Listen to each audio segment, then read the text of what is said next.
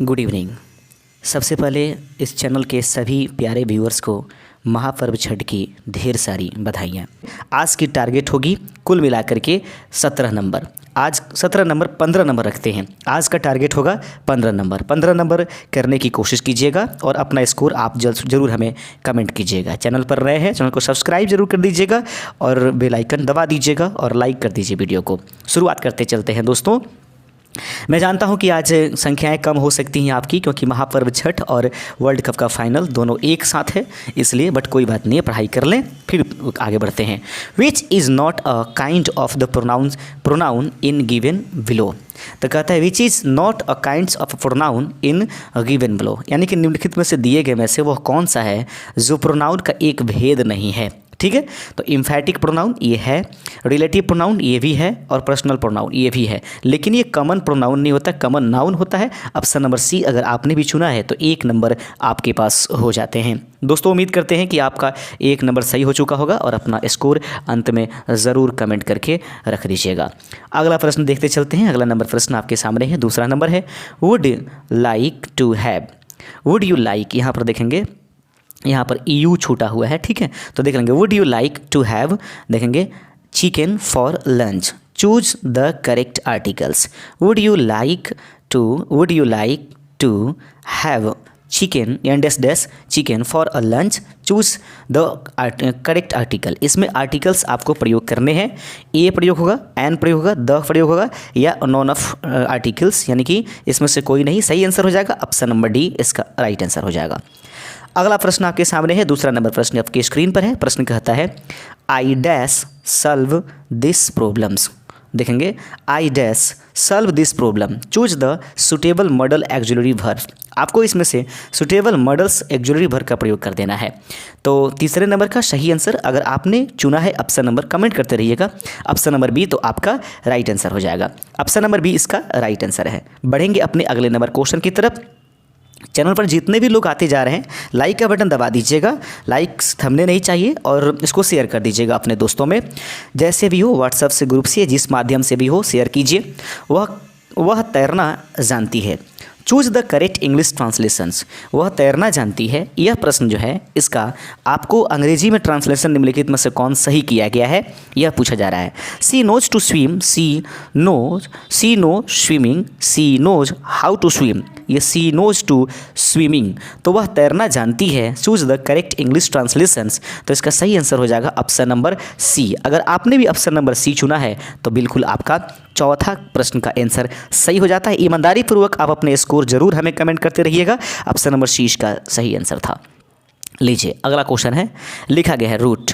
Choose the synonyms of this word. आपको इसको root का चूज करना है, साइनोनेम्स है तो इस रूट का आप लोग जो साइनोनेम्स प्रयोग कर सकते हैं। दोस्तों सबसे पहले तो इसमें रूट्स का मतलब डेथ होता है, डेथ मतलब हो जाता है मर जाना, डिफीट माने हार जाना हो जाता है, लॉस माने छोड़ देना होता है, या क्रैश माने बर्बाद हो जाना होता है। ठीक है, तो रूट जो है इसका सिनोनिम्स क्या है, तो सबसे पहले रूट का मतलब आना चाहिए। तो रूट का सही जो मतलब होता है वह घोर पराजय होता है। तो घोर पराजय को ही हम लोग क्या कहते हैं, ऑप्शन नंबर इसका जो हो जाएगा बी, इसका इसी को डिफीट हो जाना कहते हैं। ठीक है, ऑप्शन नंबर बी इसका राइट आंसर हो जाएगा। आगे देख लीजिए, अगला नंबर क्वेश्चन आपके स्क्रीन पर है। प्रश्न है select the incorrectly spelled word. ठीक है, इसमें से जो स्पेल्ड वर्ड है, select the incorrectly spelled word, तो इसमें से इनकरेक्टली स्पेल्ड वर्ड आपको चुन लेना है। लिखा गया है एरोगेंट, एरोगेंट जो है सही लिखा गया है। अटैक भी सही लग रहा है, कोलैप्स भी सही लग रहा है, लेकिन यहाँ पर देखेंगे बिगनिंग, ये बिगनिंग में हो जाना दोस्तों, यहाँ पर एक और एन होगा। तो अगर आपने भी ऑप्शन नंबर डी चुना है तो राइट आंसर आपका हो जाएगा। छठे का ऑप्शन नंबर डी इसका सही आंसर हो जाएगा। लीजिए अगला नंबर क्वेश्चन, 7वां नंबर क्वेश्चन आपके स्क्रीन पर है। बने रहिए आप हमारे साथ, कमेंट जरूर करते रहिएगा। A person who helps you break the law, यानी कि एक व्यक्ति जो आपको मदद करता है ब्रेक लॉ, यानी कि कानून को तोड़ करके। तो a person who helps you break the law. Choose one word for this sentence, यानी कि वन वर्ड सब्स्टिट्यूशन का ये क्वेश्चंस है। 8 क्वेश्चंस अंग्रेजी के रहेंगे और 9 से लेकर के 30 तक के क्वेश्चंस जो होंगे आपके एग्जाम्स में हिंदी के होंगे। दोनों में मिलाकर के आपको 9 नंबर क्वालिफाइंग होना चाहिए। लेकिन सबसे बड़ी आदत ये है ना कि वहाँ पर आपको इसके लिए 30 मिनट लगेंगे, लेकिन जितना समय बचा लीजिएगा उसमें से वो आप अपने जो मेरिट लिस्ट वाला या मेरिट वाला जो पेपर है उसमें लगाइएगा।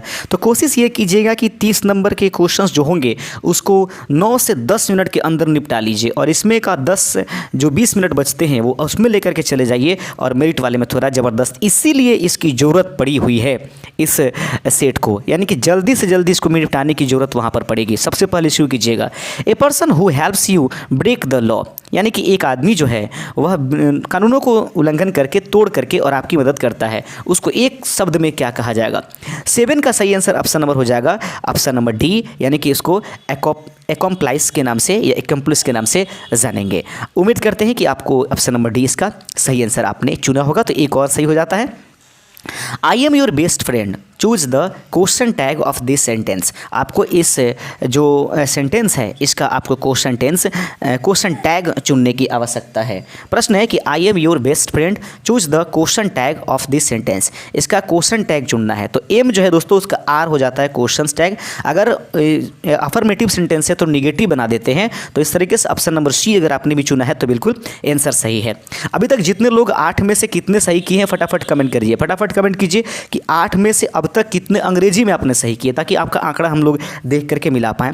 तो 8 में से कितने सही हुआ फटाफट कमेंट कीजिए, बिल्कुल बिल्कुल जल्दी से जल्दी कमेंट कर दीजिए कितने लोग ने 8 में से। हाँ, अब चलते हैं हिंदी, जो कि लैंग्वेज 2 का सब्जेक्ट होगा। प्रयत्न का पर्यायवाची शब्द क्या है? प्रयत्न जो लिखा गया है इसका पर्यायवाची शब्द निम्नलिखित में से क्या है? तो प्रयत्न का पर्यायवाची शब्द निम्नलिखित में से क्या है? प्रयास है, श्रेष्ठ है, प्रयोग है, या अनायास है। तो प्रयत्न का जो पर्यायवाची शब्द है, प्रयत्न को हम लोग प्रयास के नाम से भी जानेंगे। ऑप्शन नंबर ए इसका सही आंसर हो जाएगा। हिंदी की शुरुआत छोटे क्वेश्चनों के साथ। अब हम लोग जैसे ही बढ़ेंगे अब हिंदी के थोड़ा सा बोल्ड क्वेश्चंस आने आपके पास शुरू हो जाएंगे। लीजिए, आपके पास 10वां नंबर क्वेश्चन स्क्रीन पर है। निम्न में से कौन सा शब्द सही वर्तनी के साथ लिखा गया है? निम्न में से वह कौन सा शब्द है जिसको सही वर्तनी के साथ लिखा गया है? हंस वहिनी, हंस वहिनी, हंस वाहिनी, या फिर हंस वाहिनी। इसमें से कौन सा जो शब्द है उसको सही वर्तनी के साथ लिखा गया है? तो अगर आपने भी ऑप्शन नंबर सी चुना है तो बिल्कुल आपका सही आंसर हो जाएगा, यानी कि हंस वाहिनी इसका राइट आंसर हो जाएगा। आप देख रहे हैं open study area YouTube channel. आपकी दुआओं से, आपके आशीर्वादों से और आपकी मेहनत की वजह से यह चैनल धीरे धीरे आगे की तरफ जा रहा है, और हम आपके लिए तत्पर रहेंगे हमेशा। हिंदी में विदेशी भाषाओं से आए उपसर्ग को क्या कहते हैं? तो हिंदी में आने वाले विदेशी भाषाओं से उपसर्ग जो आए हुए हैं हिंदी में, उसको हम लोग किस नाम से जानेंगे?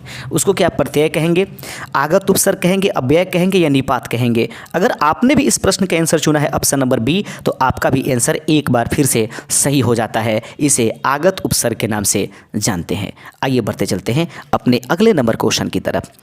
12वां नंबर क्वेश्चन है, प्रश्न बहुत खूबसूरत है। पृथ्वीराज रासो के रचयिता कौन है? पृथ्वीराज रासो सबसे बड़ा एक रचना है हिंदी में, ठीक है। तो यह पृथ्वीराज रासो की रचयिता निम्नलिखित में से कौन है? दलपति विजय, चंद्रबदाई, नरपति नाल्ह, या जगनीक? तो उम्मीद करते हैं कि अगर आपने ऑप्शन नंबर बी चुन लिया है तो आपका भी आंसर एक बार फिर से सही हो जाता है कि पृथ्वीराज रासो के रचयिता जो हैं वह चंद्रबदाई हैं। ऑप्शन नंबर बी इसका सही आंसर हो जाएगा। अगला क्वेश्चन आपके स्क्रीन पर आ रहा है और प्रश्न देखिएगा। 13 नंबर प्रश्न है, राम खाता होगा यह किस काल का उदाहरण है? यहाँ पर इन्वर्टेड कॉमा का प्रयोग कर दीजिए, एक तरफ से छूट गया है। राम खाता होगा यह किस काल का उदाहरण है? यह संदिग्ध भूतकाल है, संदिग्ध भविष्य काल है, संदिग्ध वर्तमान काल है, सामान्य भविष्य काल है? तो उम्मीद करते हैं कि राम खाता होगा ऐसा कहा गया है। तो इस कंडीशंस में यह जो है आपको जो लिखा जाएगा, तो ये 13 नंबर प्रश्न का सही आंसर हो जाएगा ऑप्शन नंबर आपके पास जो दिखाई दे रहा है वो है संदिग्ध वर्तमान काल का ये उदाहरण हो जाएगा। ऑप्शन नंबर सी इसका राइट आंसर हो जाएगा। अगला क्वेश्चन हो जाएगा 14 नंबर कि निम्न में से किस शब्द का प्रयोग हमेशा बहुवचन में होगा? तो ये तो हम लोग देख चुके हैं कि बहुवचन में होंठ का प्रयोग बहुवचन में हमेशा किया जाएगा। आगे बढ़ते चलते हैं। अगले नंबर क्वेश्चन है 15 नंबर कि निम्नलिखित में से कौन घर का पर्यायवाची शब्द नहीं है? निम्नलिखित में से कौन है जो घर का पर्यायवाची शब्द नहीं है? निलय, निवास, प्रवास, गृह। निलय मतलब ही घर होता है, निवास मतलब घर, और गृह मतलब घर। यानी कि कौन नहीं है? अगर आपने प्रवास चुना है तो इसका मतलब प्रवास नहीं, इसका मतलब बाहर होता है। ऑप्शन नंबर सी इसका सही आंसर था। 16 नंबर प्रश्न है, इनमें से भाववाचक का उदाहरण कौन है? निम्नलिखित में से जो प्रश्न आपके पास दिया गया है इसमें भाववाचक का उदाहरण निम्नलिखित में से कौन है? आम खाया जाता है, मैंने पुस्तक पढ़ी जाती है, धूप में चला नहीं जाता। ये भाव को दर्शा रहा है। तो इसमें से भाववाचक उदाहरण कौन है? धूप में चला नहीं जाता। ऑप्शन नंबर डी अगर आपने भी चुना है तो आपका आंसर हो जाएगा एक बार फिर से सही। आगे बढ़ते चलिए, लगातार कमेंट करते रहिए। और ये जो क्वेश्चंस नंबर नहीं लिखते हैं ना कमेंट करते समय, तो वो दिक्कत है। क्वेश्चन नंबर के साथ आप लोग एक दूसरे का कमेंट कीजिए, एक दूसरे को दिखाइए, एक दूसरे को बताइए कि हाँ इसका कितना सही है। कृत और तद्धित इनमें से किसके भेद हैं? कृत और तद्धित जो है इनमें से किसके भेद हैं? अव्यय, उपसर्ग, प्रत्यय, सर्वनाम। तो कृत जो है प्रत्यय देखते हैं, कृत और तद्धित इनमें से किसके भेद हैं? तो कृत और जो तद्धित होता है वो प्रत्यय के भेद होते हैं। जो ठीक है, क्रिया के अंत में जो लगे वो उसको कृदंत, और संज्ञा सर्वनाम के बाद में जो लगे उसको तद्धित प्रत्यय के नाम से जानते हैं। एक बार फटाफट आप लोग अपने अपने डिस्ट्रिक्ट का नाम कमेंट कर दीजिए, फटाफट डिस्ट्रिक्ट का नाम कमेंट कर दीजिए। मैं देखना चाहता हूं कि आप लोग किस किस डिस्ट्रिक्ट से देख रहे हैं। प्लीज़ डिस्ट्रिक्ट का नाम अपने लिख दीजिए, प्लीज़ लिख दीजिए।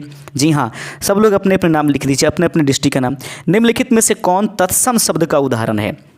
निम्नलिखित में से कौन तत्सम शब्द का उदाहरण है? आपके पास 18 नंबर प्रश्न स्क्रीन पर दिखाई दे रहा है। निम्नलिखित में से कौन तत्सम शब्द का उदाहरण है? कहता है कि चौथा, बुढ़ापा, भाग्य और चांदी। तो देख लीजिएगा, तत्सम जो शब्द है वो भाग्य, ठीक है। ऑप्शन नंबर सी इसका राइट आंसर हो जाएगा। भाग्य जो है एक तत्सम शब्द है। लीजिए 19 नंबर क्वेश्चन आपके सामने है कि वह जमीन जिसमें कुछ पैदा ना हो, इसके लिए एक शब्द क्या है? वन वर्ड सब्स्टिट्यूशन, यानी कि अनेक शब्दों के लिए एक शब्द के लिए ये हिंदी का प्रश्न है। वह ज़मीन जिसमें कुछ पैदा ना हो, इसके लिए एक शब्द निम्नलिखित में से क्या है? 19 का सही आंसर हो जाएगा, यानी कि ऑप्शन नंबर बी अगर आपने चुना है तो आपका आंसर सही है कि वह ज़मीन जिसमें कुछ पैदा नहीं होगा उसे हम लोग ऊषण के नाम से जानते हैं। 20वां नंबर प्रश्न आपके स्क्रीन पर है। अगर मगर करना, इस मुहावरे का अर्थ क्या है? देख लीजिए, प्रश्न आपके सामने बहुत ही खूबसूरत आ गया। एक बार फिर से पढ़ लेते हैं। अगर मगर करना, इस मुहावरे का अर्थ निम्नलिखित में से क्या है? इधर उधर की बात करना, कपट करना, व्यर्थ समय गंवाना या बहाने बनाना। तो अगर मगर की बात करना, अगर मगर का जो है इस मुहावरा का अर्थ निम्नलिखित में से क्या है? ऑप्शंस कंफ्यूज कर रहा होगा आपको, लेकिन सही आंसर अगर आपने ऑप्शन नंबर डी चुना है तो आप सभी का आंसर डी वाले का सही हो गया है।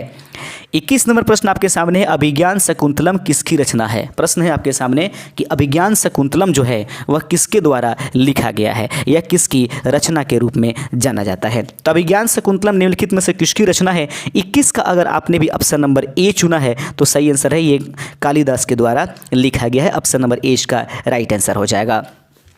22 नंबर प्रश्न है कि शब्द उपमान का विपरीत शब्द निम्नलिखित में से कौन है? शब्द उपमान का विपरीत शब्द निम्नलिखित में से कौन सा दिया गया है? अनन्वय, व्यतिरेक या फिर अतुल या उपमेय। तो अपमान का जो विपरीत शब्द है उसको उपमेय के नाम से जानते हैं। ऑप्शन नंबर डी अगर आपने भी चुना है तो बिल्कुल सही आंसर हो जाएगा ऑप्शन नंबर डी। तो 22 का ऑप्शन नंबर डी था।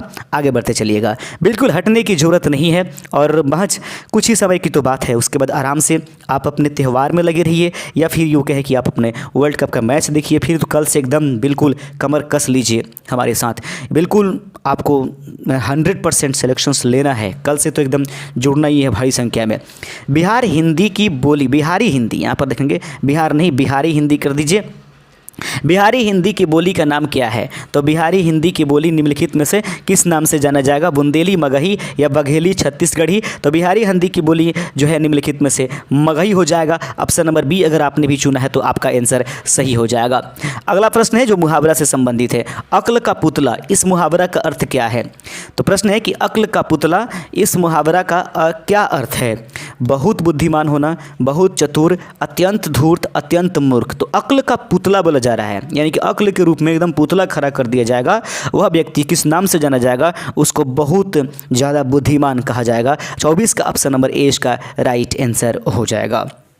25 नंबर क्वेश्चन है, काला अक्षर भैंस बराबर इस लोकोक्ति का क्या अर्थ है? काला अक्षर भैंस बराबर इस लोकोक्ति का निम्नलिखित में से अर्थ क्या है? तो पढ़ा लिखा होना, मूर्ख बनना, निरक्षर होना या बुद्धिमान होना। तो काला अक्षर भैंस बराबर तो निम्नलिखित में से क्या हो सकती है? 25वें का सही आंसर अगर आपने भी चुना है ऑप्शन नंबर सी, तो इसका सही आंसर है कि काला अक्षर भैंस बराबर इसका मतलब होता है निरक्षर होना।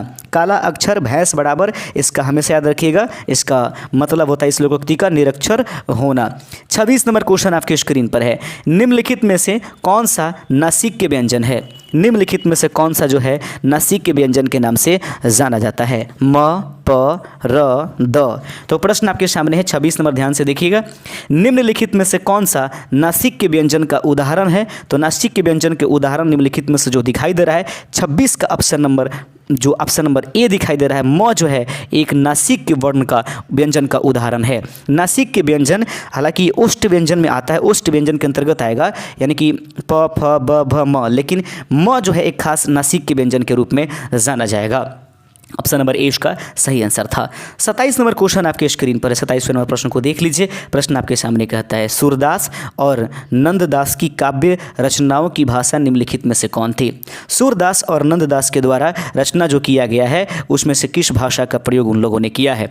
तो सूरदास और नंददास के काव्य रचनाओं की भाषा निम्नलिखित में से क्या है? तो सही आंसर है ऑप्शन नंबर बी। अगर आपने भी चुना है तो बिल्कुल सही आंसर हो जाएगा कि सूरदास और नंददास की जो काव्य रचना है उसको हम लोग ब्रज भाषा के नाम से जानते हैं। ऑप्शन नंबर 20 का राइट आंसर हो जाएगा। आगे बढ़ते चलते हैं अगले नंबर क्वेश्चन की तरफ, और अगला नंबर प्रश्न आपके सामने है और प्रश्न को ध्यान से देखिए। नायक में कौन सी संधि प्रयोग किया गया है? नायक में कौन सी संधि प्रयोग किया गया है?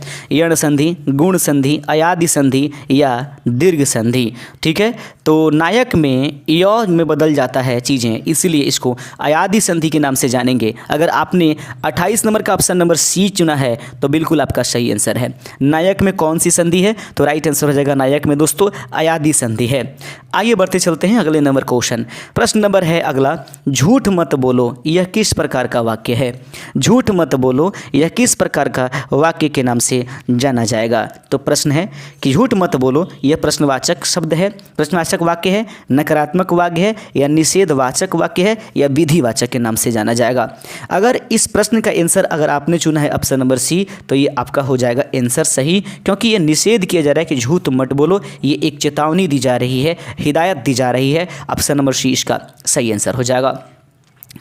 30 नंबर क्वेश्चन है, सरदार किस भाषा का शब्द है? सरदार जो है निम्नलिखित में से किस भाषा से लिया गया है? सरदार किस भाषा का शब्द है? क्या यह हिंदी है, क्या यह फारसी है, या अरबी है, या उर्दू है? तो याद रखिएगा सरदार भाषा, सरदार जो है शब्द है वो किस भाषा से लिया गया है? सही आंसर है ऑप्शन नंबर बी, यानी कि सरदार शब्द जो है वह फारसी भाषा का एक वर्ड है।